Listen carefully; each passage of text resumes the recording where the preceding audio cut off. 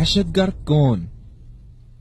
दहशत गर्द या दहशत गर्दी ये लफ्ज सबसे पहले कहाँ इस्तेमाल हुआ? क्या इस लफ्ज के इजाद की वजह मुसलमान बने?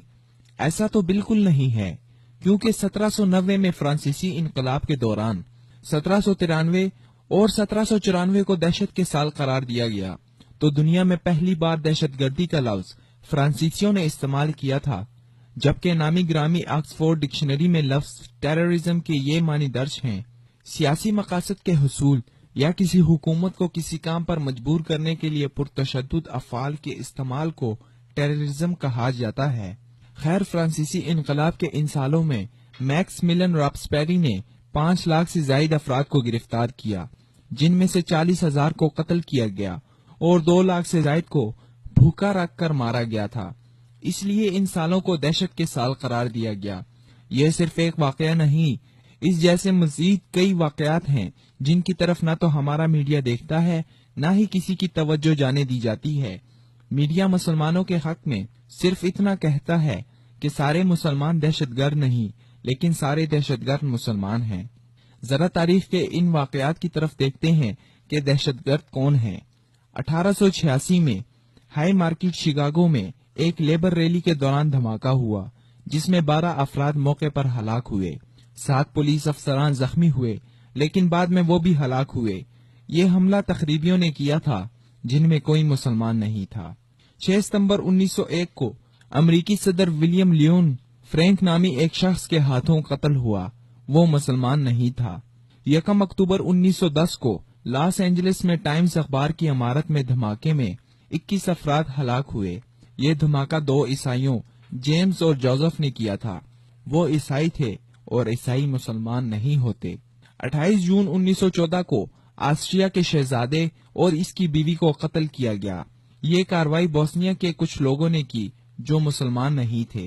16 अप्रैल 1925 को बुल्गारिया के सदर मकाम सूफिया की एक चर्च में धमाका हुआ, जिसमें 10,000 और 50 अफराद हलाक हुए और 500 अफराद जख्मी हुए। ये धमाका बुल्गारिया की कम्युनिस्ट पार्टी ने किया था और वो मुसलमान नहीं थे। 1934 में यूगोस्लाविया के बादशाह को कत्ल किया गया और कातिल मुसलमान नहीं था। 1961 में पहला अमरीकी जहाज अगवा हुआ, जिसका जिम्मेदार एक रूसी था और वो मुसलमान नहीं था। दूसरी जंग अजीम के बाद 1941 से लेकर 1948 तक यहूदियों ने 259 से ज्यादा दहशतगर्द कार्रवाइयां की, और जैसा कि आप जानते हैं, यहूदी सब कुछ हो सकते हैं, मुसलमान तो बिल्कुल नहीं हो सकते। हिटलर ने 60 लाख से ज्यादा यहूदियों को कत्ल किया।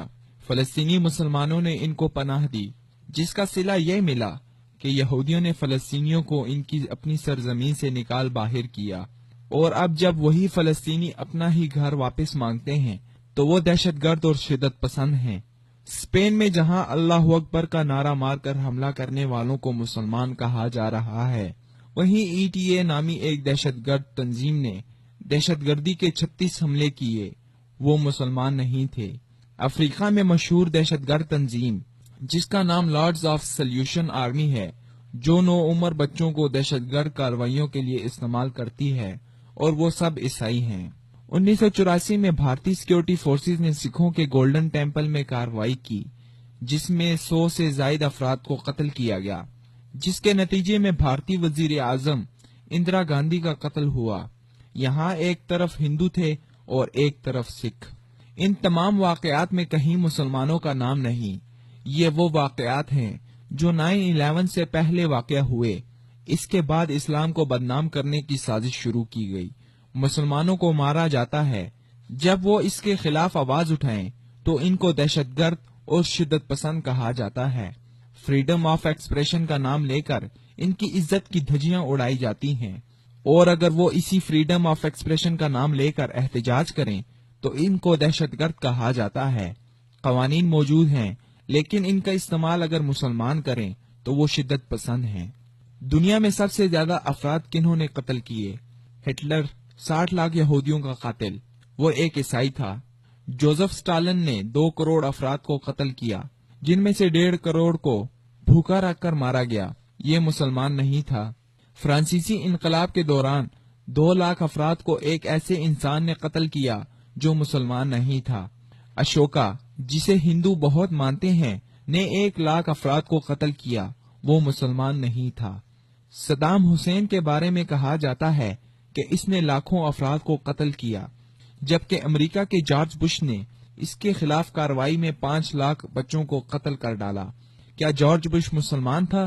دہشت گردی کے خلاف جنگ میں صرف ایک اسامہ بن لادن کو لے کر لاکھوں افراد کو افغانستان میں قتل کیا گیا، اور اب تک یہ سلسلہ جاری ہے۔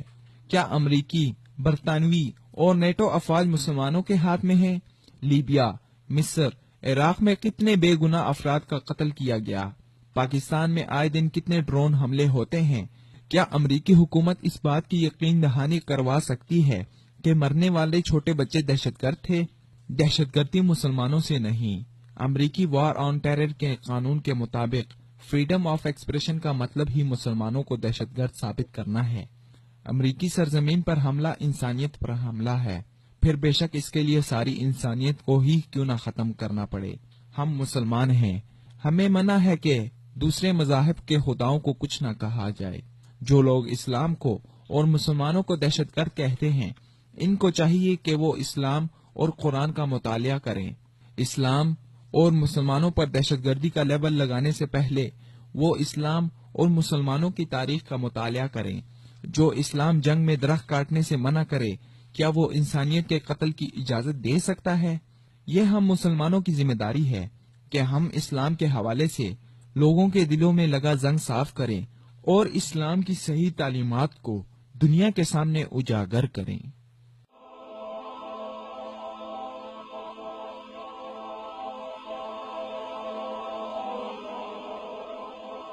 ایمان کی کرن، ہدایت کی شمع، وصال اردو۔